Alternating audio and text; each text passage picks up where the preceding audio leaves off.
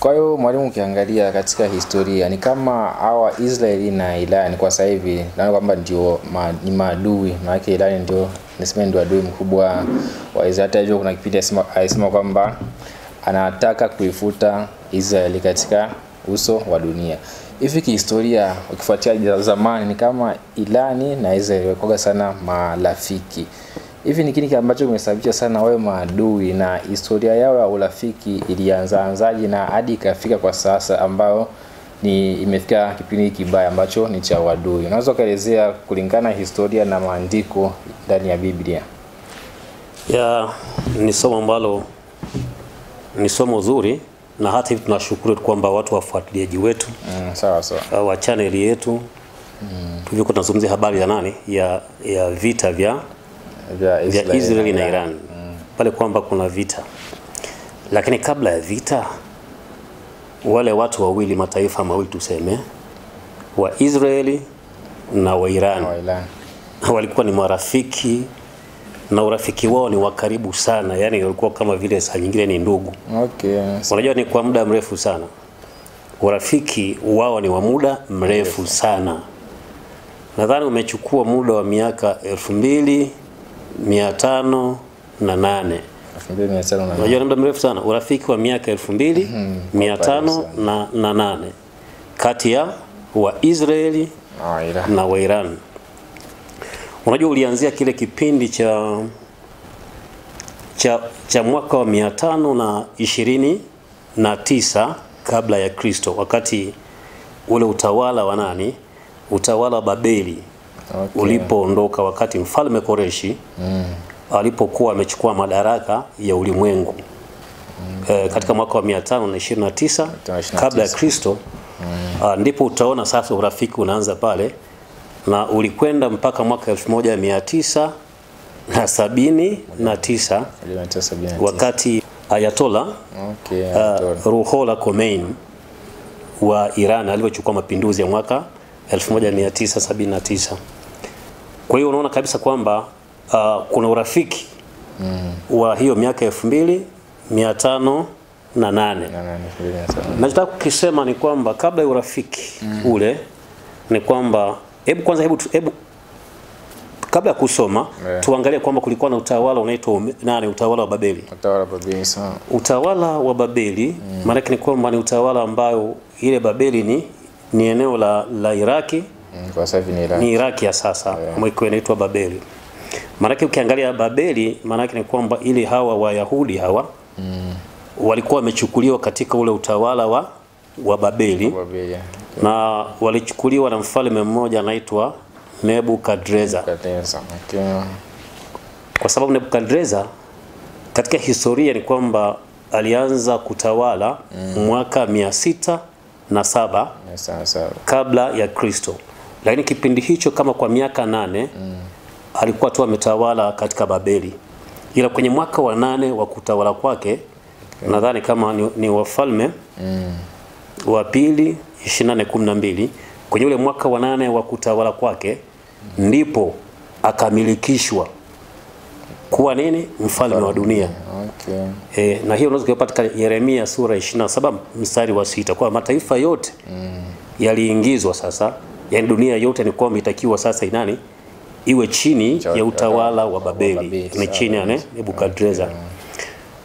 Na katika mwaka ule wa 607 ndio wale vijana watatu walichukuliwa. Ni kipindi ambacho Danieli naye alichukuliwa. Kuna kipindi kule akapewa jina akaitwa Belteshaza, na wengine wale ni Shadrach, Meshach na Abednego. Wayahudi wale ambao ni watu wenye hekima na ni waliangaliwa vijana. Huo ni mwaka wa 607 kabla ya Kristo. Ni kipindi ambacho nani? Nebukadreza mfalme wa Babeli anaanza utawala. Lakini unaposoma ile Yeremia sura 29 mstari wa 10, kuna kipindi Yeremia akaonyeshwa kwamba hawa watu wanakwenda wapi? Babeli. Lakini kule Babeli maana yake watakaa jumla ya miaka 70. Kuna nabii mmoja aliibuka akasema haitafika 70, itakuwa miaka michache tu atarudi. Ndipo Yeremia akaonyeshwa na Mungu, akaandika waraka, ile barua, ili iende wapi? Iende kule Babeli. Wakati huo ina maana kwamba Danieli aishakwenda wapi? Aishakwenda yuko kule Babeli. Sawa kabisa. Kwa hivyo kwa anaandika ile barua akawa anasema kwamba kama kule Babeli mkikaa, mjenge nyumba, muoe wanawake, kwa sababu inafika hamtarudi haraka, lazima miaka 70 itatimia. Ila baada ya miaka 70, ile ni Yeremia 29:10. Ikishafika miaka 70 kwamba kipindi hicho mkimuomba Bwana, yani mkimuomba Mungu, maana yake ni kwamba Bwana atawarudisha mahali hapa. Unaona hichi chanzo kinachokwenda. Sasa mjaribu kuangalia, nataka niende upande wa pili wa hii Iran na urafiki wao, lakini ile Iran kabla haijaitwa Iran ilikuwa inaitwa Uajemi ama Persia. Na mara nyingi katika zile falme za dunia unakuta falme ambazo zimetajwa ni Babeli, ikaja Umedi na Uajemi, Uyunani, baadaye ikaja Rumi huku baadaye. Lakini somo letu la leo linahusiana zaidi na nani? Na Iran, ambayo wakati huu haikuwa inaitwa Iran, ilikuwa inaitwa nini? Uajemi. Sasa ile Medo Persia, kuna mtu kanisaidia kidogo, nilikuwa naitafuta Medes. Medes wanasema ni Kuwait, eneo la Kuwait. Kila mara nyingi kitajwa Persia wanasema Medo Persia. Sasa Medo ni eneo la Kuwait ambayo iko karibu na Iraki, lakini Persia ndio hiyo. Kwa hiyo sasa ikaonekana kulikuwa na utabiri ya kwamba baada ya kipindi hicho ambacho Babeli itafika mwisho, yupo mtawala ambaye atakuja. Na huyu mapema kabisa alitabiriwa na Isaya. Soma Isaya katika sura ya 44 mstari wa 28. Isaya, kitabu cha Isaya sura ya 44 mstari wa 28, kwamba mapema kabisa ni kwamba alikuwa ametabiriwa na manabii kwamba atakuja mfalme kutoka nini? Isaya sura ya 44 mstari wa 28. 28. Kwamba atatokea baada ya utawala wa Babeli, atakuja mtawala mmoja. Ndio mwisho kabisa kwenye kitabu cha Isaya. Inasema kwamba nimwambiaye Koreshi, mchungaji wangu, naye atayatenda mapenzi yangu. Hata ataunena Yerusalemu, utajengwa, na hilo hekalu msingi wako utawekwa. Huu ni unabii ambao ukitazama nabii Isaya amepata kutabiri kuanzia mwaka wa 811 kabla ya Kristo kwa miaka 113 mpaka mwaka wa 698. Kipindi wakati kuna mtawala alikuja baada ya Hezekia, alikuwa Manase.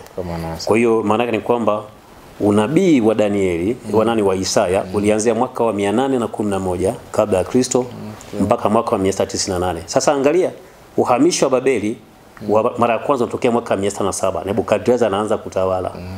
Lakini mapema kabisa miaka 600 na kama 700 tayari inaonekana kwamba Isaya anatabiri kitakachotokea. Na hapo unaona anamtaja nani? Koreshi. Na Koreshi atakuwa ndiye mfalme wa kwanza wa Uajemi, ambao hiyo Uajemi baadaye itakuja kuitwa nani? Itakuja kuitwa Iran. Sasa ili fanana na hiyo, hebu soma na nani? Yeremia, kuna Isaya, chukua hata Isaya 45:1, kwa sababu Koreshi ametajwa katika hiyo Isaya uliyoisoma. 45:1. 45:1 hadi 4. Inaunganisha na ile bado kitabu cha Isaya. Inasema haya ndiyo Bwana amwambiayo Koreshi. Unaona haya ndio Bwana amwambiaye Koreshi Masihi. Maana kuna namna vile Masihi, una maana kwamba atapakwa mafuta. Lakini angalia huyo ni mtu wa wapi? Ni mtu wa Uajemi na ni mtu wa mataifa, sio Myahudi huyo. Ndio, endelea. Masihi wake. Ambaye nimemshika mkono wake wa kuume ili kutisha mataifa mbele yake. Nami nitalegeza viuno vya wafalme ili wafungua milango mbele yake, hata malango hayatafungwa. Ukitazama ni kwamba tayari wakati ule ulivyotokea ni kwamba alimuinua. Unaweza kaishia hapo. Lakini baadaye akazungumza habari ya malango. Unajua wakati anapindua Belshaza anaondolewa madarakani, kuna kipindi alivinywea vyombo vya Bwana vya hekalu la Mungu, yani kama vile analizalilisha hekalu, kwa sababu alikuwa anavitumia anavyotaka kwa miungu yake ya ulimwengu. Kwa hiyo unabii ulikuwa unaonyesha kwamba ili aingie kiurahisi yale malango ya ule mji wa Babeli yatakuwa hayatafungwa. Kwa utabiri ambao alikuwa ameutabiri Isaya zaidi ya miaka 100 kabla ya tukio halijatokea. Okay. Sasa unaposoma sasa, hebu angalia karibu na hii usome, tujaribu kuangalia, tunaanza kuingia sasa katika Yeremia sura 29 mstari wa 10 hadi wa 14. Yeremia sura 29 mstari wa 10. 29 mstari wa 10. Okay, 29:10. Maana ile utaona kitu ambacho sasa kinaanza kuonyesha kwamba kipindi cha kutawala kwao. Nasema kwamba maana Bwana asema hivi, Babeli utakapotimiziwa miaka 70, ndio nitawajilia ninyi na kulitimiza neno langu jema kwenu. Okay, huo ni waraka ambao anaandika Yeremia ili uende Babeli. Anawaambia utakapotimizwa miaka mingapi? Miaka 70. Endelea. Kwa kuwarudisha mahali hapo, warudishwe Yerusalemu. Okay. Endelea. Maana najua mawazo ninayowawazia ninyi, asema Bwana, ni mawazo ya amani wala si ya mabaya. Wakati wote akiwafanyia chochote hawawazii mabaya, anawawazia mema. Hata kama kutatokea tatizo ataenda, lakini ahadi ya Mungu kwa iko pale pale. Endelea. Kuwapa nyinyi tumaini siku zenu za mwisho. 12 nayo. Umeishia ngapi? 11. Okay. 12 nasema, nanyi mtaniita, mtakwenda na kuniomba, nami nitawasikiliza. Okay. Unaona anavyowaambia, na ule waraka unakwenda kule, Danieli yupo kule. Akasema ikifika katika siku za mwisho zenu za kukaa kule, mtaniita, mtaniomba, na mimi nitafanya nini? Nitawasikia. Uende uimalizie yote, tuendelea kueleza baadaye huko, lakini nenda mpaka mstari wa 14. Nami nitawasikia. Anasema 13. Nanyi mtanitafuta na kuniona, mtakaponitafuta kwa moyo wenu wote. Unaona sasa tayari pale nafikia hatua ni kwamba kuna hali inaishia kwanza hapo. Kwamba ule waraka umetumwa na Yeremia uende kule Babeli walikochukuliwa mateka. Sasa baada ya kuchukuliwa, ni kwamba ukitazama ule waraka aliuandika baada ya Yehoyakini mfalme wa mwisho. Yehoyakini kuchukuliwa kule Babeli. Hakuuandika ule mwaka 607 wakati Danieli anachukuliwa na jamaa zake. Ile ilikuwa ni katika ule mwaka wa 8 wa kutawala kwake Nebukadreza, ambao ni mwaka wa 599 kabla ya Kristo. Kwa walivyoondoka pale ndipo akatuma ule waraka uende kule. Kwa hiyo maana ni kwamba hata Danieli alivyopokea alianza kuutazama ni kwamba uhamisho wa Babeli unaanzia katika mwaka wa 8 wa kutawala kwake Nebukadreza mfalme wa Babeli, ambaye mwaka huo ni mwaka wa 599 kabla ya Kristo, namba 1. Lakini pili ndio mwanzo wa nyakati za mataifa kuutawala ulimwengu. Yani ni wale wanyama unavyoona kwamba Babeli inavyoanza, Umedi na Uajemi, Uyunani inavyoanza. Unaposoma sasa Danieli, sasa tunaanza kwenda kwa Danieli sasa baada ya kuangalia Danieli sura ya 9 mstari wa 1 hadi wa 2. Danieli sura ya kwanza 9 ya 9 1 hadi 2. Danieli 9:1 hadi 2. Okay. Nasema kwamba katika mwaka wa kwanza wa Dario mwana wa Ahasuero, wa uzao wa Wamedi, aliyetawazwa kuwa mfalme juu ya milki ya Wakaldayo. Katika mwaka wa kwanza wa kumiliki kwake, mimi Danieli kwa kuvisoma vitabu nalifahamu hesabu ya miaka ambayo neno la Bwana lilimjia Yeremia nabii, ya kutimiza ukiwa wa Yerusalemu, yani miaka 70. Unajua Biblia ni kitabu ambacho huwa nakisema sana, kitabu ambacho kimebeba historia ya ulimwengu. Pale katika sura ya 9 kitabu cha Danieli mstari wa 1 hadi wa 2 anasema katika mwaka wa kwanza wa kutawala kwake Dario Mmedi. Sasa anasema mimi Danieli kwa kuvisoma vitabu nalifahamu hesabu ya miaka ambayo neno la Mungu lilimjia Yeremia nabii, ya kuutimiza ukiwa wa Yerusalemu, yani miaka 70. Ile andiko pale nasema katika mwaka wa kwanza kutoka kwake Dario. Hivi ukitazama ni kwamba mtu alianza kutawala Uajemi. Umedi na Uajemi ni nani? Kwa mujibu wa maandiko ni kwamba ukisoma kitabu cha Ezra ni Koreshi. Kwa hiyo ukitazama kwenye hiki inaonekana kana kwamba alianza kutawala ni Dario. Lakini Biblia ukitazama kitabu cha Danieli ni kitabu kilichofungwa. Ukisoma Danieli sura ya 12 kuna mahali akisema ukitie muhuri kitabu. mpaka wakati wa mwisho. Wengi watakwenda mbio huko na huko na maarifa yataongezeka. Asema hakuna mtu mbaya yeyote atakayeelewa, lakini wenye hekima ndio watakaoelewa.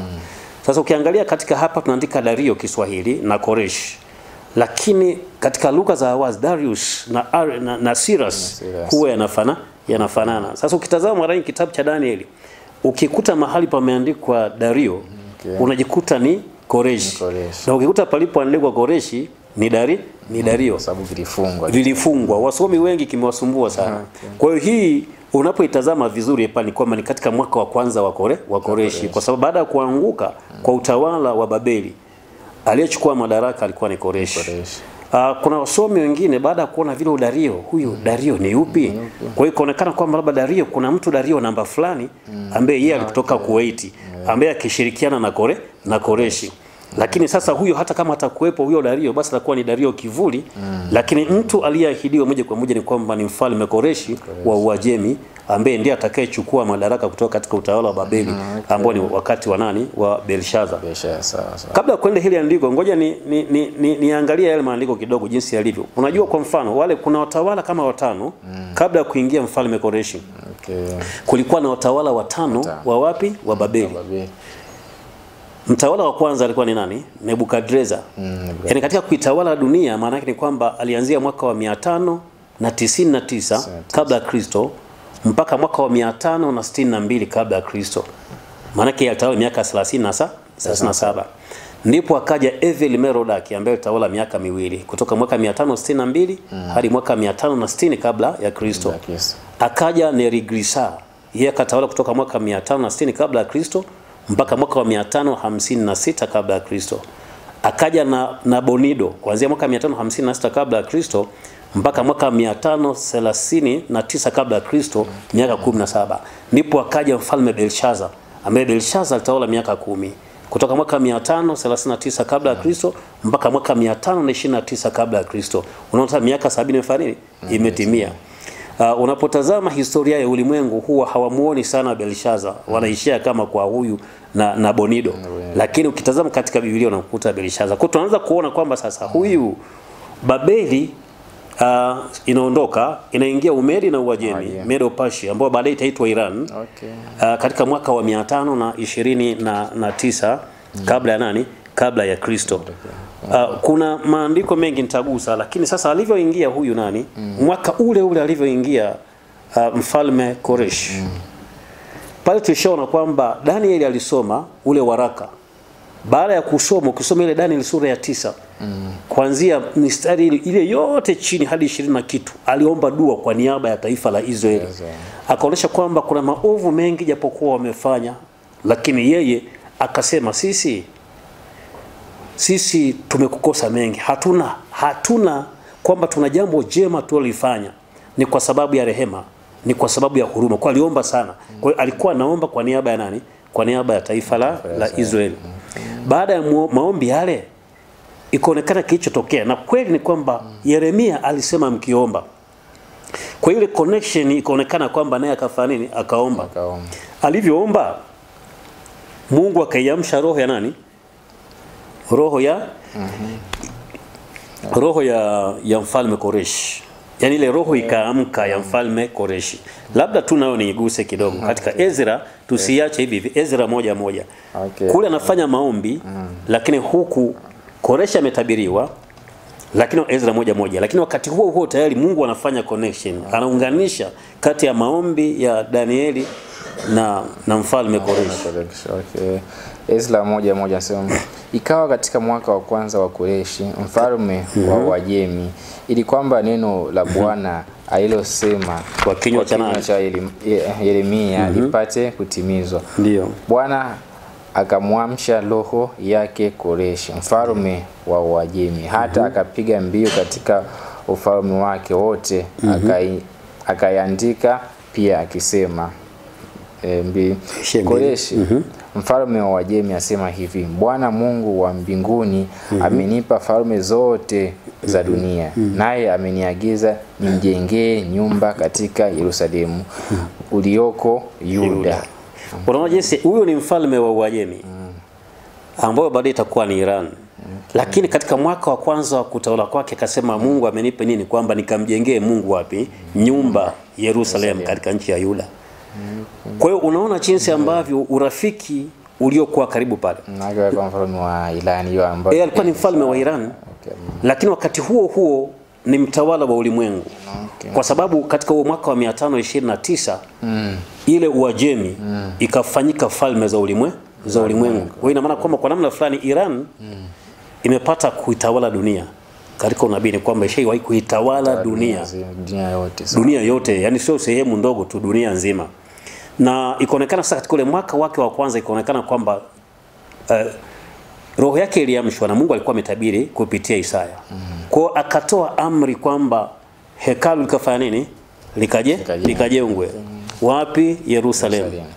Lile hekalu kama nakumbuka lilibomolewa katika mwaka wa 588 na mtu anaitwa Zerubaradan. Lakini ukitazama ni kwamba aliyelijenga ni mfalme Sulemani katika mwaka wa 4 wa kutawala kwake. Nadhani kwa ni mwaka wa 1016 kabla ya Kristo. Kwa hiyo uhamisho wa Babeli umefanyika mwaka huo 599, lakini miaka 11 baadaye ndipo huyu amiri wa jeshi akaenda kuubomoa. Kwa hiyo ikaonekana baada ya kuubomoa ikaonekana sasa takiwa ujengwe mpya. Anayeamrisha kujenga ule ni mfalme Koreshi wa Uajemi ni Iran, na anayempa amri mamlaka ya kujenga ile kuna mtu anaitwa Zerubabeli ni mwana wa Shealtiel ambaye ni katika ukoo ule wa Wayahudi. Kwa hiyo ikaonekana yule ndio aliyekuwa amepewa jukumu na watu wengine, na michango mingi ilifanyika ili kwenda kujenga nini? Kwenda kujenga lile hekalu. Hekalu lile ukitafuta ni kwamba limejengwa kwa muda wa miaka mingapi kama ushai kusoma historia? Miaka 46. Miaka 46. Kwa hiyo wakati wanatumwa kwenda kujenga, ukisoma Ezra sura ya 3 mstari wa 8 ni kwamba walipanda kule, lakini walianza kujenga mwaka wa pili baada ya kupanda. Maana ilianza kuwekwa msingi wa hekalu mwaka wa 527 kabla ya Kristo. Hicho kipindi ambacho wamejenga hekalu. Ukifuatilia sana historia unakuta imeishia katika mwaka wa 6 wa mfalme Dario, ambao ni mwaka 481 kabla ya Kristo. Ukisoma Ezra sura ya 6 mstari wa 15. Kwa taarifa zake zinakuwa zimenyooka moja kwa moja. Sasa tumeangalia baada ya kuangalia hii tumeangalia Ezra. Lakini hebu tuende kwenye kitabu cha mtu. Kuna kitu ambacho tutakiona hapa kwenye kitabu cha Esther. Nenda kwenye kitabu cha Esther sura ile ya kwanza. Uone kuna taarifa ambazo tutazipata kuhusu Esther 1. Ngapi? Esther 1 hadi 4. Moja simesoma hapa naendeleza. Esther 1. Anzia 1. Ikawa katika mwaka wa kwanza wa Koreshi mfalme wa Wajemi. Hiyo ni Esther. Kuna tofauti kati Ezra na Esther. Hebu soma kwa sababu tushatoka kwenye Ezra tuingie kwenye Esther. Esther 1. Esther 1. Kuna kitu nataka nionyeshe wafalme wa nane. Zamani za Ahasuero. Naye huyu Ahasuero alimiliki toka bara Hindi mpaka Kushi. Tunaanza kumpata tena Ahasuero. Mfalme Ahasuero ukimfuata ni kwamba alimiliki eneo kubwa zaidi. Kutoka India, yani bara Hindi mpaka Kushi. Yani Kushi mpaka sehemu ya Sudani. Walikuwa wamechukua eneo kubwa sana. Ilikuwa na majimbo 127. Sasa huyu mfalme Ahasuero naye ni mfalme wa Uajemi. Yani baada ya kuondoka kwake, baada ya Koreshi, kuna mwingine hajatajwa sana katika Biblia anaitwa Cambyses. Cambyses naye alitawala kwa sababu huyu Koreshi ukimtazama ni kwamba historia inaonyesha kwamba alitawala miaka 9.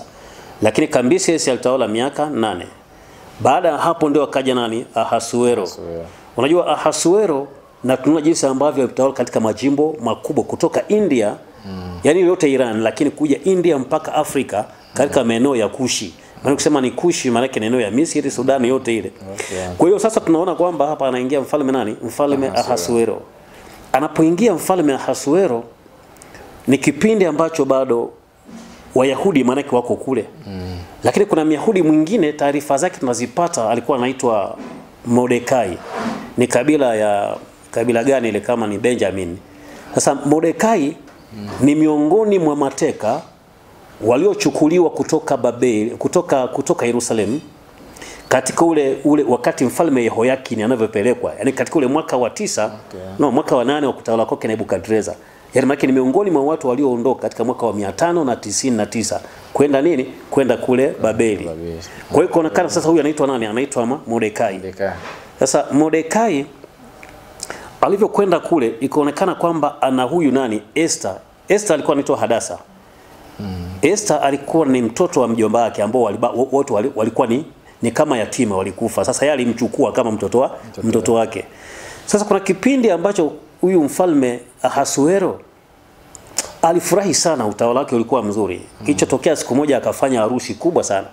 Baadaye alivyokuwa amekunywa na kulewa na kufurahi, alichokifanya ni kwamba akamwalika, akaituma watu, mke wake anaitwa Vashiti, ili aje ili aonyeshe watu jinsi alivyo mrembo. Aligoma kuja.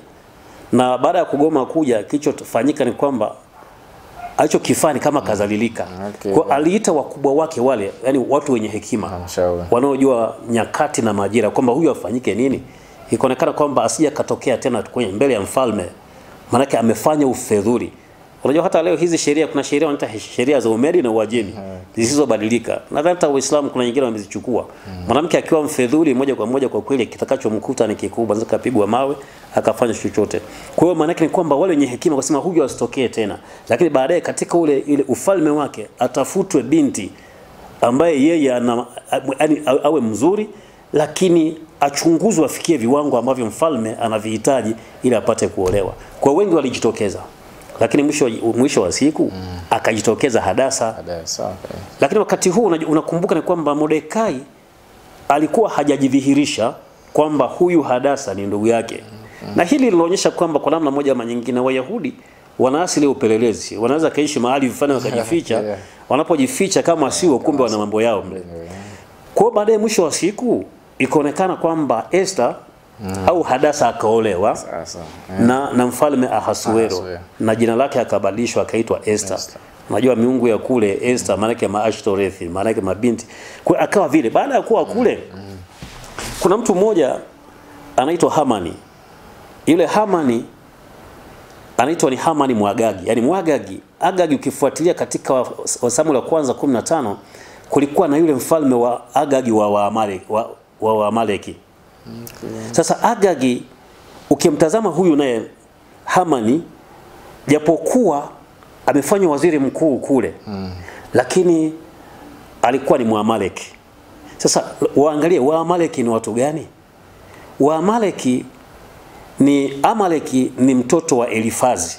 Sasa Elifazi ni mtoto wa Esau. Esau ni ndugu yake Yakobo, na wenyewe walipewa milima ya Sairi. Ile milima ya Sairi ukiangalia kama maeneo ya Jordan. Kwa kule kipindi ambacho wana wa Israeli wanatoka Misri kwenda Kanaani, baada ya kutoka bara ya Sini, wale walifunga safari na majeshi wawazuie wasiingie kwenye ile nchi. Kwa hiyo kukafanyika vita kati ya wakiongozwa na Musa, kati ya Wayahudi au wana wa Israeli na wale wa Amaleki. Na ndio kipindi ambacho nafikia hatua ni kwamba kuna kipindi vile vita vilikuwa vikali sana, kwamba Musa kuna kipindi akinyanyua mikono ni kwamba Waisraeli wanashinda, akishusha wa Amaleki wanashinda, mpaka baadhi ya watu wakawashikilia. Kwa hiyo vita vile vilikuwepo. Sasa ukiangalia vile vita ni kwamba sio vita vya Waarabu, ni kati ya nyumba ya Yakobo ambao ni Israeli na nyumba ya Esau. Kama unavyokumbuka ni kwamba hata wakati walivyokuwa mapacha kwa mama yao na ni Rebeka, ikaonekana kwamba walikuwa wakipigana vita. Kwa hiyo vita vile vilikuwa toka tumboni. Lakini sasa wale ndio asili ya wa Amaleki. Wa Amaleki ni wajukuu wa wa Esau, wakiishi katika milima ya Seiri katika nchi ya nchi ya Jordan. Kwa kile kitendo baadaye wakaamrishwa akina Yoshua kwamba kishaingia katika ile nchi waangamize watu gani? Wa Amaleki, wasibakishe chochote, hata mtoto mchanga. Unajua hata wakati Benjamin Netanyahu anachukua madaraka, wakati anaamrisha pale, alijaribu kwenye Umoja wa Mataifa kuonyesha ramani ya ile taifa. Baada ya kuonyesha ikaonekana kwamba alisoma Samuel wa kwanza sura ile ya 15 inayoonyesha ni kwamba lazima waangamize wa Amaleki. Na ukitazama kwamba waangamize kila kitu, wa wanaume, wanawake, watoto wachanga, hata mimba. Ndiyo kwa ile alisoma katika Umoja wa Mataifa. Swala la waziri mkuu ambaye ni Hamani, alikuwa ni waziri mkuu wa mfalme Ahasuero katika nchi ya Uajemi ambao ni Iran.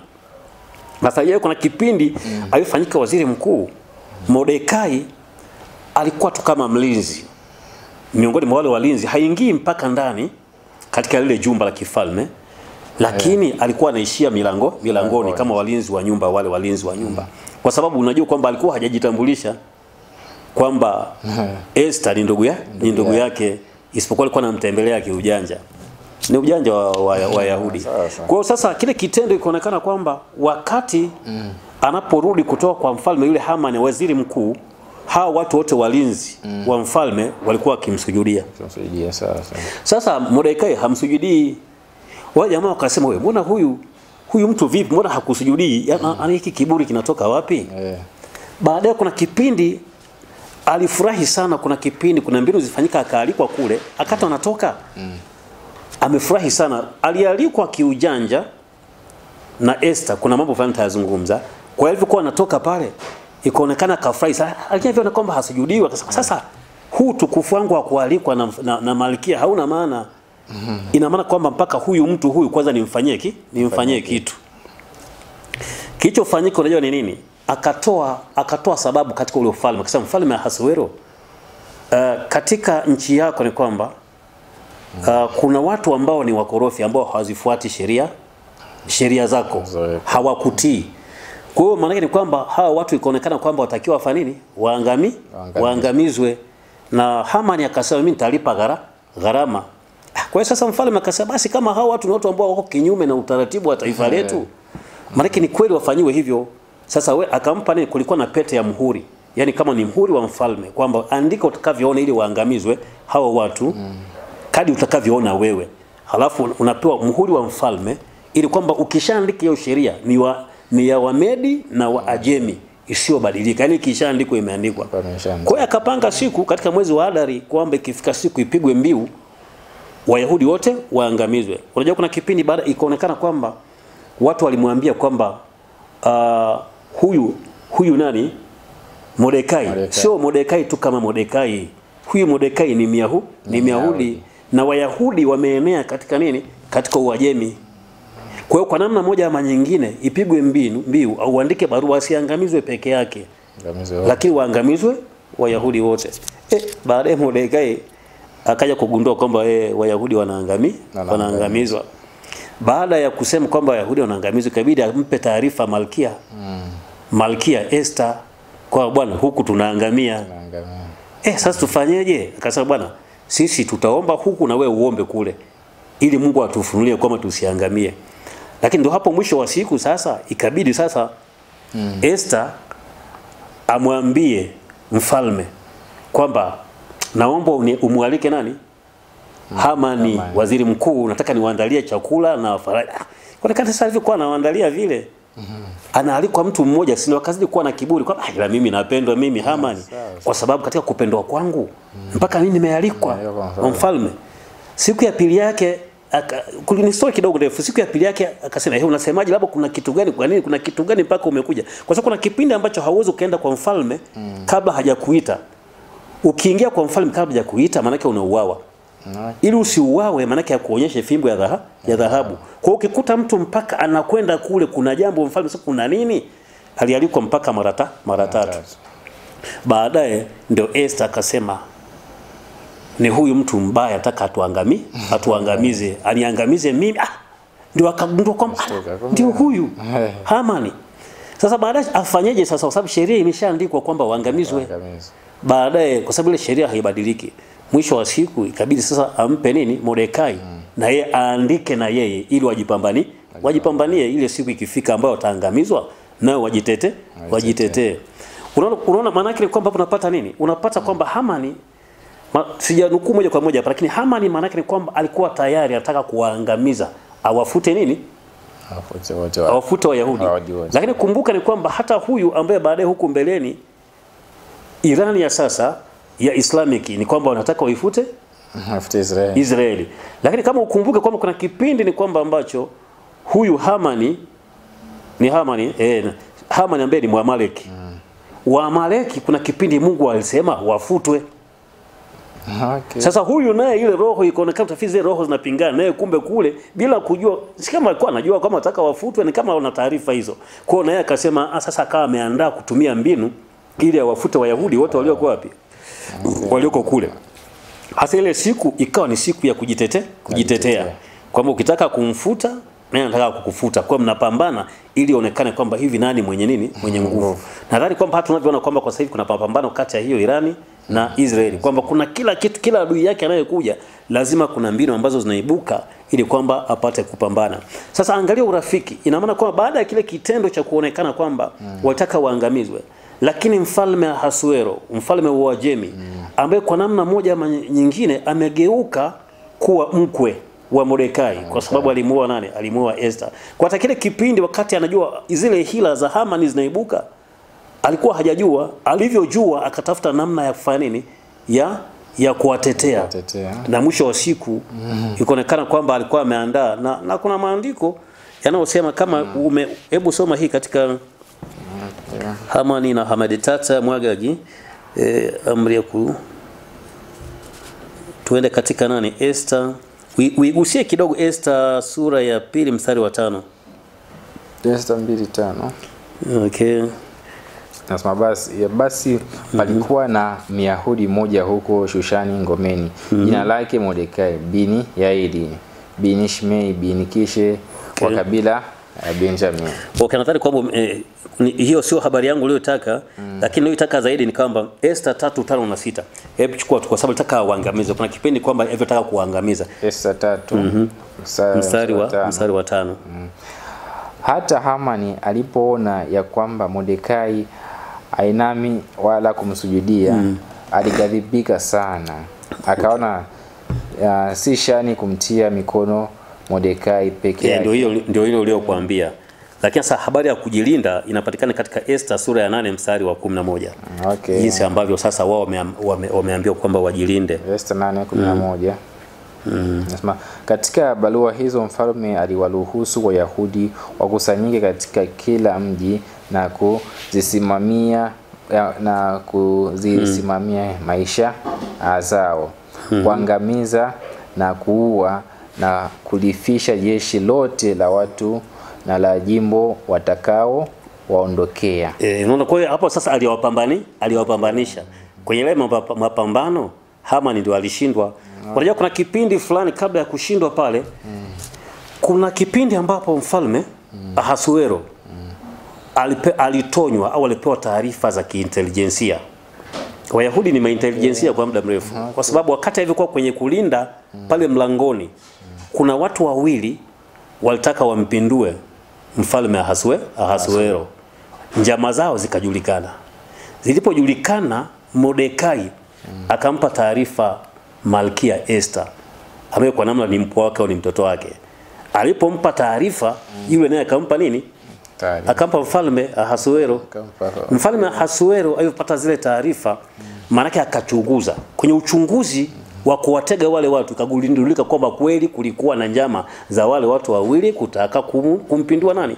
Mfalme. Sasa baada ya hicho kitendo, zile taarifa akazihifadhi. Sasa kuna siku roho ya Mungu, wakati huyu ataka angamizwe, roho ya Mungu ule usiku hakulala nani? Yale maombi yale, maombi ya watakatifu. Yale maombi akamfanya mfalme Ahasuero asilale usingizi. Ndani usiku ni kama akakumbuka, mbona kuna Mordekai, kuna kitu alikifanya. Sasa huyu Mordekai kile kitu chokifanya alifanywa nini? Kuonekana hakuna malipo yote aliyofanyiwa. Basi baadaye mfalme akasema huyu mtu anatakiwa afanyiwe kitu.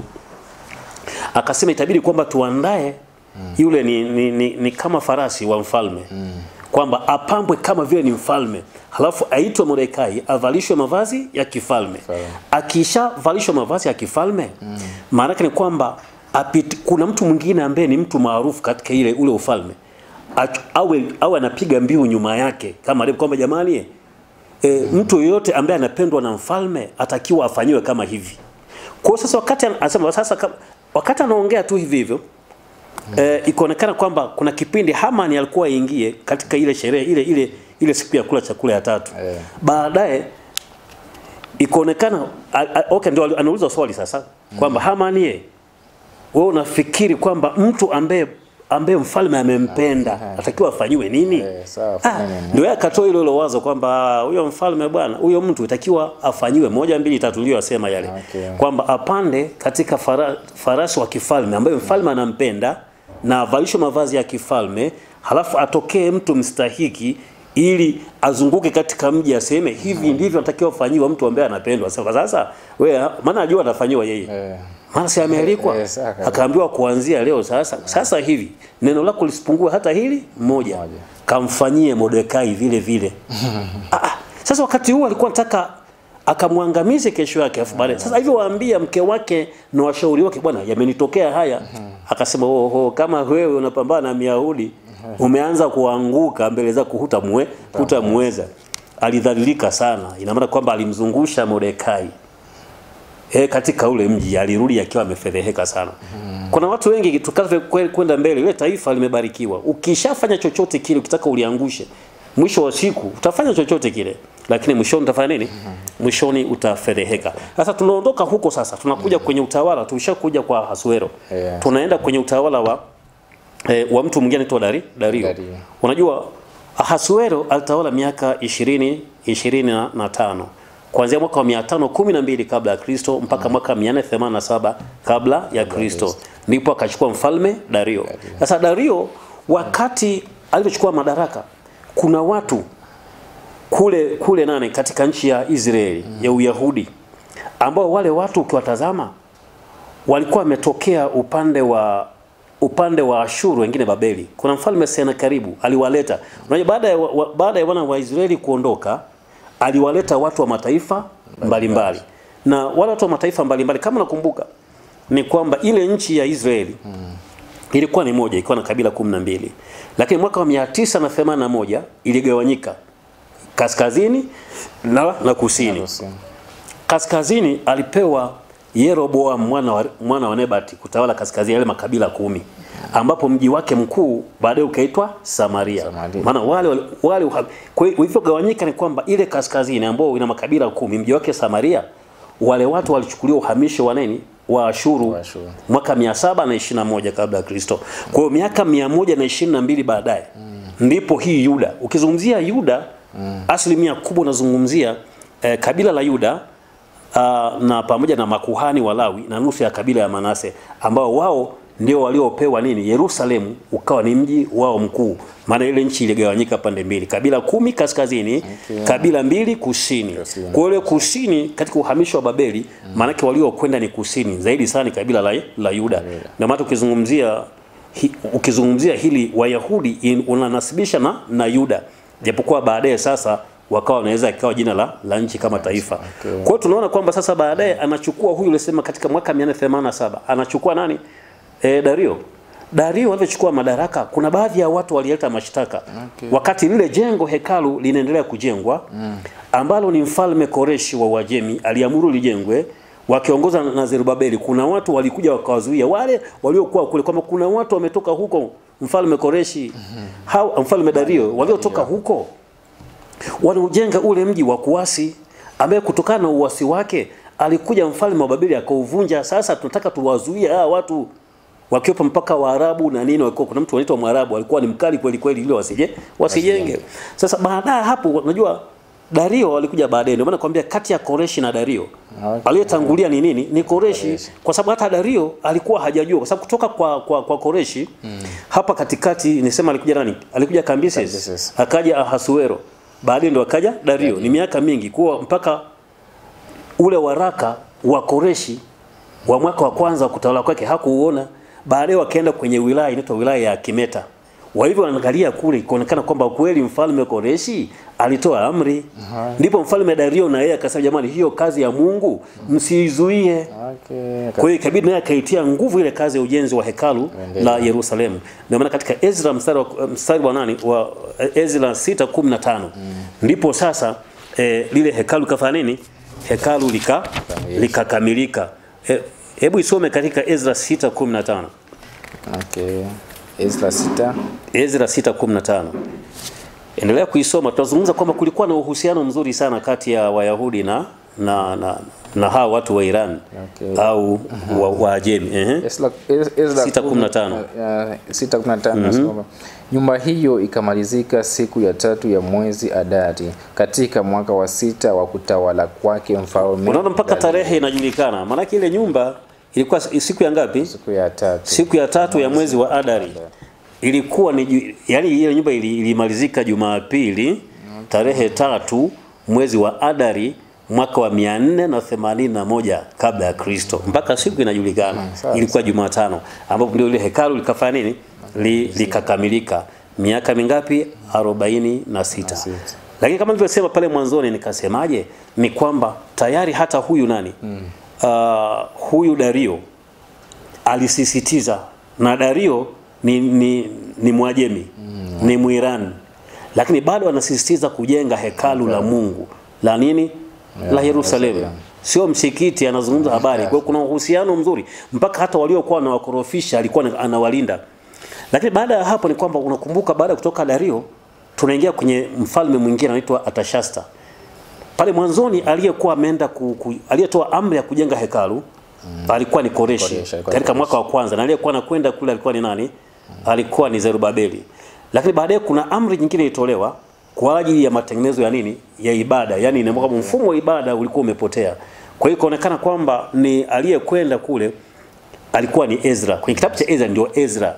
Kwa katika mwaka wa 7 nao wa mfalme Artashasta ilikuwa ni mwaka 470 kabla ya Kristo. Ndio kipindi ambacho sasa Ezra akiwa ni mwandishi mwepesi wa sheria ya Musa, ndio akawa amekwenda kule kwa ajili ya matengenezo ya dini. Yaani kama vinavyoona dini ambayo inafanya matengenezo, kama imeharibiwa waenda kufanya matengenezo. Lakini kuna amri nyingine imetolewa katika mwaka wa 21 wa kutawala kwake nani? Mfalme Artashasta.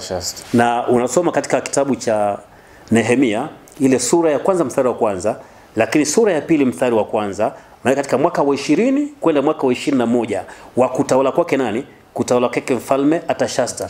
Ikaonekana kwamba Nehemia alipata taarifa za kule kwa bwana, mji wa makaburi ya baba yao hauko vizuri, maana yake uko ovyo, kuta zake ziko ovyo. Kwa akaomba kwamba alikuwa ni mnyweshaji wa mfalme Artashasta, akaomba, bwana, naomba nipate ruhusa ili kwamba nikafanya nini? Nikaujenge mji wa makaburi ya baba yangu. Soma Nehemia sura ya 2 mstari wa 5. Okay, Nehemia 2:5. Nehemia sura ya 2 mstari wa 5.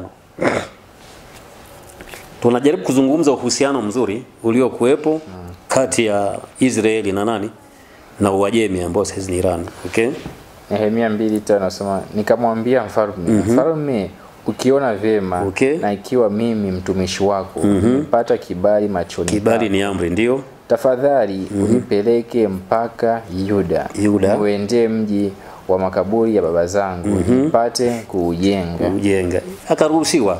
Ilikuwa ni katika mwaka wa 156 kabla ya Kristo. Kiunabii kule mbeleni tutajua majuma 70 yanaanzia vipi, lakini hapa swala letu ni kwamba urafiki uliokuwepo kati ya Israeli na Uajemi.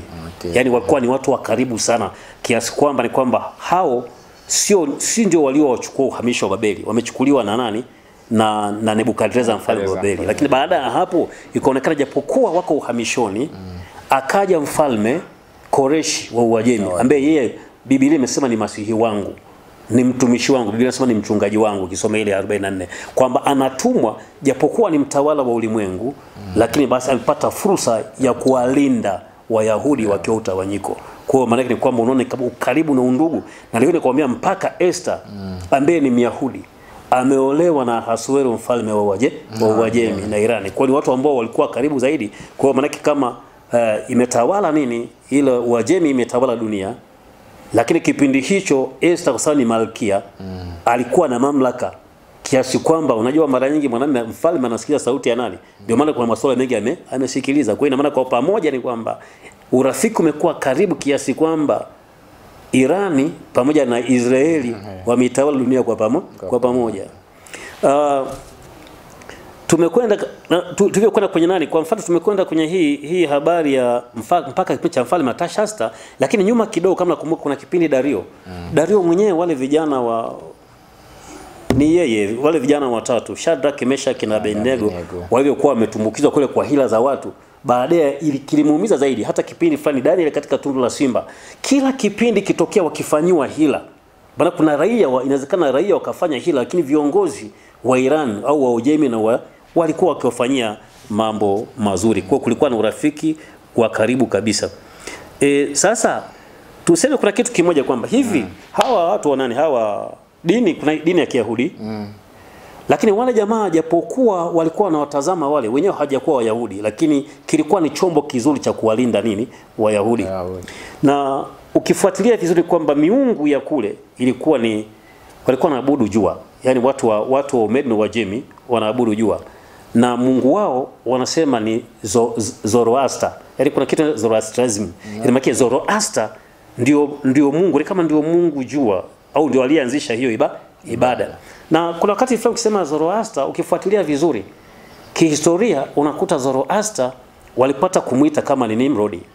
Ndio mambo yanavyokwenda tena ni Nimrod, kwa sababu Nimrod narudi pale pale kwamba ndio aliyetoka Kushi akaenda wapi kuanzisha miji ile. Na miongoni mwa miji ni Babel, Ereka mpaka mji unaitwa Shinari, yani katika nchi ya Shinari. Unapotema tena Shinari, angalia jina lao fanana, Shinari na Iran. Unajua ile Shinari, ukiandika Shinari kwenda hivi, chukua maneno hayo urudi huku unakuta Iran. Au unakuta Iran lakini kuna neno la mwisho HS. Sasa HS ndio akapata shaha labda. Kwa hiyo ile Shinari ni Iran, unapotokea yale maandiki tokea huku kwenda huku. Sio umeelewa ninachokisema? Yaani Shinari, sasa anzia kwenda kuja huku utapata Iran. Kwa hiyo maana yake ni kwamba kule walikuwa wanaitwa Zoroaster ndio kama ndio Mungu wao jua. Lakini hata kuna kipindi nataka nisemeje kwamba wanaabudu jua lakini anaitwa Zoroaster. Zoroaster kuna kipindi ukisoma katika Mathayo sura ya 2 kuna wale mamajusi wale wanasema kuna mamajusi wa mashariki. Sasa kuna saa nyingine hiyo dini ya Zoroaster inakuwa ni dini ya majusi, wataalamu wa nyota. Kwa hiyo Zoroaster ndio nakuja pale kwamba tayari inaonekana kwamba ni nani ni huyu Nimrod. Na Nimrod ukifuatilia tena vizuri maana hata kwamba hata hawa wa Babeli ambao walikuwa wanaabudu Mungu jua, kuna hao lakini bado kuna Wahindi. Hili jina la Nimrod limetembea sana. Unajua Nimrod Wahindi kuna kitu wanaita Krishna. Sasa Krishna asili yake ni kama miungoni weusi. Bado nakuja kwenye nini? Kwa Kushi. Kwa sababu Kushi ndio akamzaa Nimrod. Kwa hiyo hata ukiangalia masuala ya dini na miungu Mashariki ya Kati bado Mwafrika mtu mweusi alihusika zaidi. Sasa tuje katika zama zetu. Zama zetu sasa hapo tumeishia kipindi cha karibu miaka 456 kabla ya Kristo, wakati wa mwaka wa 21 wa mfalme nani? Mfalme Artashasta. Pale katikati historia ya ulimwengu ikawa kama imepotea, japokuwa baadaye kulikuja habari ya nini ya nini Uyunani kutawala, lakini taarifa zake katikati hazikuenda sana ukiacha Alexander mkuu ambaye ametawala sehemu kubwa. Lakini baadaye hii miaka ya karibuni sasa, hebu katika mwaka kuna taarifa ambayo ipo mwaka 602 kulikuwa na mapinduzi yalifanyika. Yale mapinduzi ni kwamba kuna mtu anaitwa Maurice katika utawala wa Rumi. Unajua Rumi mfalme wa mwisho ni Augustus katika mwaka 476 upande wa magharibi. Lakini bado katika eneo Byzantine utawala wa Rumi uliendelea. Sasa mtawala wa mwisho ni Maurice alipinduliwa na mwanajeshi anaitwa nani? Anaitwa Phocas. Yaani baadaye katika mwaka wa 602. Sasa yule nani Maurice alikuwa alimsaidia sana mfalme wa Iran. Yaani Iran ambayo ni Persia au Uajemi ili kuingia madarakani. Jina lake ni gumu lakini sio gumu, anaitwa nani? Khusrau Pervez. Yaani anaitwa Khusrau Pervez. Sasa kile kitendo cha kusema Phocas amempindua ikaonekana hacho kifanya ni kwamba sasa akaamua kuanzisha mashambulizi kwamba mfalme wa Uajemi apambane na nani? Na huyu Phocas mfalme wa Rumi, kwa sababu Rumi kwa kipindi kwa imetawala dunia. Sasa wakati huo kulikuwa na Wayahudi. Nadhani kwamba katika jeshi lake huyu Husram alikuwa na wanajeshi karibu na wanajeshi 26,000. Yaani kutoka Wayahudi wakaamua ili wamuunge mkono. Sio yani miaka hivi ya karibuni tu. Yaani mwaka 600 na kitu nikanyekana kama miaka inawezekana 10 kabla Muhammad yapata wahai. Kwa hiyo ikabidi kwamba Wayahudi bado walikuwa upande wa nani? Upande wa Uajemi. Kwa vimekwenda zaidi mpaka ilifikia hasa hatua nadhani ni miaka ya 1900 hivi. Unajua miaka 1920 1930 Waingereza, unajua kipindi baada ya vita vya kwanza vya dunia, Waingereza pamoja na Wamarekani walichokifanya, kwa sababu wakati huo sayansi na teknolojia ya uvumbuzi imeibuka na wakawa wamegundua mafuta katika maeneo ya Uajemi, maeneo ya Iraki, maeneo ya Kuwaiti, maeneo ya Saudi Arabia, kwa sababu ni makampuni ya Marekani na Uingereza ndio waliogundua nini? Waliogundua mafuta. Kwa hiyo kwenye kule kugundua ni kwamba bado ina maana kwamba hizi nchi za magharibi ikiwepo Marekani, ikiwepo Israeli walikuwa bado wana urafiki wa karibu na wapi? Na Uajemi ambao ni Iran. Kwa wamekwenda vizuri mpaka baadaye ikaonekana kuna shahe wa Iran ambaye yeye kwa namna fulani Shah alikubaliana na wa Marekani kwa ajili ya mikataba ya mafuta na kuendeleza mambo ya mafuta na uchumi. Sasa kile kitendo wamekwenda sasa kufika huo mwaka 1979 ndipo yakafanyika mapinduzi ya nani? Ya Iran, ambapo Ayatollah Ruhollah Khomeini ndipo sasa akafanya nini? Mapinduzi. Na katika mapinduzi ya Iran ikaonekana kwamba kulikuwa na karibuni kwenye ubalozi wa nani wa Marekani raia 60 walitekwa. Walikaa karibu siku 444 bila kuachiliwa. Kuna gharama zililipwa. Kwa sasa inaonekana kwamba ile mikataba yote ambayo makampuni ya Uingereza na Marekani huyu baada ya kufanya mapinduzi manake mikataba inakufa kwamba wewe uligundua mafuta, ulifanya nini? Hii dunia huwa tunaishi kwa kutegemeana. Unajua ukiangalia kuna mtu mmoja akasema wazungu wana akili. Katika bara la Ulaya asilimia kubwa ni kwamba hawana rasilimali nyingi. Lakini wakati huo ukiangalia bara la Asia kuna rasilimali nyingi. Afrika zipo rasilimali na nguvu pawe ya watu. Sasa ili bara la dunia tunategemeana. Kwa waliogundua teknolojia katika kipindi cha scientific industrial revolution, ni Marekani na baadaye ikaingia katika nchi za Ulaya kabla ya kuingia katika hizi nchi za Mashariki ya Kati. Kwa wao baada ya kugundua magari, vyombo vya usafiri, treni, huku bado walikuwa hamna kitu. Sasa baadaye wameingia kuna Scramble for Africa 1884 wakagawana kwa ajili ya rasilimali, lakini baadaye kama nakumbuka ni kwamba kuna habari nchi za Ulaya zilikuwa na vyakula vingi lakini hakuna viungo. Kwa hiyo katika sehemu za India na sehemu za Mashariki ya Kati kuna viungo vingi. Kwa hiyo kukaa tayari dunia imekuwa mchanganyiko. Sasa wao wakawa wamegundua mafuta, lakini sasa huyu mtu Islamic State of Iran alivyokuja Ayatollah Ruhollah Khomeini, ikaonekana kwamba sasa kapiga stop, wadui ndio ukaanza kutengenezwa. Na baada ya hapo ndipo sasa ikaonekana kwamba akaamua kwamba nchi zote baada ya mapinduzi ya 1979 akajaribu kusema ni kwamba nchi zote ambazo ni secular haziendeshwi kwa misingi ya dini ya Kiislamu basi zipinduliwe. Kipindi hicho ikiwepo na nani? Na Iraki. Kwa sababu Iraki kipindi hicho alikuwa ni Saddam Hussein. Na ikasababisha baada ya matamko hayo ndio ukatokea vita vya miaka 8 kuanzia mwaka 1980 mpaka 1988. Kwa sababu ni mtu ambaye sasa ikaonekana kwamba anaandaa nchi dunia itawaliwe Kiislamu kwanza, lakini pili ikaonekana kwamba akawa sasa ameteza uadui wa moja kwa moja. Sasa uadui ndio ulivyoanza sasa kati ya yeye na nini na Israeli, kwamba Israeli wafutwe, kwa nafanana na kauli ambayo imetokana na yule nani na yule Hamani. Unaona? Kwa hiyo tunaiona kwamba kwa mfano kama hii swala la Iran, unajua Iran sasa tulikuwa tunaongea pale nini? Tulikuwa tunazungumza habari ya Uajemi. Lakini Uajemi ina maana kwamba jina lake lilibadilishwa mwaka 1935. 1935. Yaani jina la kuitwa Iran ni mwaka 1935. Yaani kabla hapo ilikuwa inaitwa Uajemi. Kwa hiyo kwa maneno niliyozungumza haya ni kwamba nimezungumza urafiki kati ya nini? Kati ya Israeli na Iran. Kwa jumla miaka 1508. Toka kipindi cha mfalme Koreshi mpaka kipindi cha huyu sasa aliyeingia Ayatollah Ruhollah Khomeini, ndipo ikaonekana kwamba uadui ukawa umeanza. Na uadui sasa ukiutazama ni kwamba wale walikuwa na dini yao hao ya kuabudu jua na Zoroaster, lakini hao walikuwa na dini yao ya Kiyahudi, kwamba hao waendelea dini yao na wale waendelea, hakuna mtu akumlazimisha dini. Sasa baada ya huyu kuingia sasa kulazimisha dini, ndio ikawa ni tatizo. Matokeo yake ni kuonekana kwamba sasa ameanzisha vikundi mbalimbali au anaviunga mkono, kama alivyosema kwamba kuna vikundi kama Hamas ambayo iko Gaza, lakini tumeongea habari ya Houthi iliyoko wapi? Iliyoko Yemen ya Kusini. Vile vita wanajaribu kusita kuingilia. Na unaweza ukasema kwamba labda Iran itapata support hizi zake ambao wanaunga mkono, kwa mfano kama Russia na nani? Russia labda na China.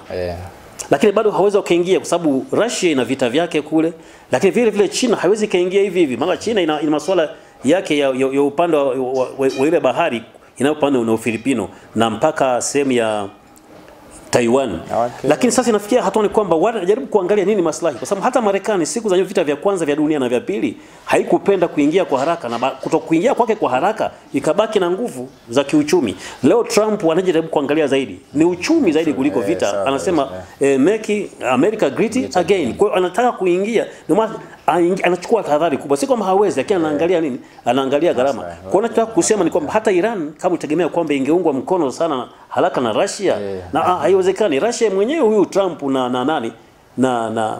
na Vladimir Putin kuna ka uhusiano fulani kanini kabiashara, japokuwa ni kwamba bado Russia na Iran kunaweza kuwa na uhusiano fulani, lakini ukija swala la dini, kwani ina maana kwamba hii Russia itapenda dini? Kwa sababu huo unasema tuende kwa misingi ya dini. Bado vile vile hata Russia japokuwa inaweza kumkemea Israel, lakini inawezekana kwamba kidini kuna uhusiano zaidi. Maana ukisema tuseme dini, Ukristo, maana ni kwamba hata Vladimir Putin ni Mkristo japokuwa ni Orthodox. Kwa hiyo ina maana pamekaa katika mchanganyiko huo, ni kwamba hii vita kila mtu akiangalia afanye nini, inawezekana. Ndio maana mpaka Trump anasema anataka aingie, lakini anachotaka ni kwamba apige dili na wale watu. Kwa hiyo nadhani tatizo kubwa, ndio maana mpaka kulikuwa na vita vile vya Gaza. Narudia pale kwamba tatizo la vita vile vya Palestina ilikuwa ni swala nini? Swala la kidini. Lakini pia hata hao sasa wanavyoingia huyu na Uislamu, na kwamba sasa inaonekana kwamba sasa pale kati ya Uislamu na nini na Uyahudi, na huyu jamaa anataka iwe Islamic nini, dunia iwe Islamic states, kitu ambacho ukishafanya hivyo haiwezekani. Mimi nasema no haitakuwa. Na kama imeshafikia hatua hiyo miaka ya 800 mpaka 1922 wakati wa Mustafa Kemal, huo mchezo umeisha. Kwa hiyo leo yote mtu akishaanzisha vile vikundi vya kigaidi ataumia tu, atajilipua, atafanya vyote, lakini haiwezi dunia ikakubali kuwa na hilo swala. Ndio maana mpaka hata Assad kuna kipindi walikuwa wamemkataa, lakini baada ya kuonekana wataka kuja na msimamo wa kidini wakawazuilia. Hata mapinduzi yaliyofanyika wasema naye tumwangalie vizuri. Kwa hiyo hakuna, dunia haitakubali hata siku moja kwamba ulete misimamo yako ya kidini duniani kwa ajili ya kuitawala dunia. Ukishafanya hivyo ushaharibu kila kitu. Ukileta udini duniani watakushambulia na support tu hautapata. Ndio maana ukaangalia kuna nchi ambazo zinapata support, kama unaona kwa mfano kama nchi kama Uturuki, kwa sababu inasema lakini imetulia. Qatar inasema imetulia. Kuwait zile zinazotulia zitakuwa fuata siasa, haziingii kwenye extremism, siasa kali hizo za kidini, wanakuwa salama. Kwa nataka kusema kwamba kila mtu ambaye anaibuka katika dini ya Kiislamu kwa misimamo mikali hatafanikiwa. Hata rafiki yake wa karibu hata muelewa. Kwa hiyo mimi nadhani kwamba kwa leo kama tunaweza tukaishia hapo. Nazidi kusema kwamba jina la Bwana libarikiwe, na bado wafuatiliaji wetu wazidi kutufuatilia zaidi. Kuna wakati mwingine tunapatia nia nzuri kwamba tuende vizuri, watakavyokuwa natuma comment, kuna mahali tunarekebishana palipo sawa, lakini sisi binadamu, lakini nao ninasema ni maneno ya kweli, nimefanyia research. Mimi nadhani tuishie hapo, na jina la Bwana libarikiwe. Asante sana kwa ujumbe mzuri.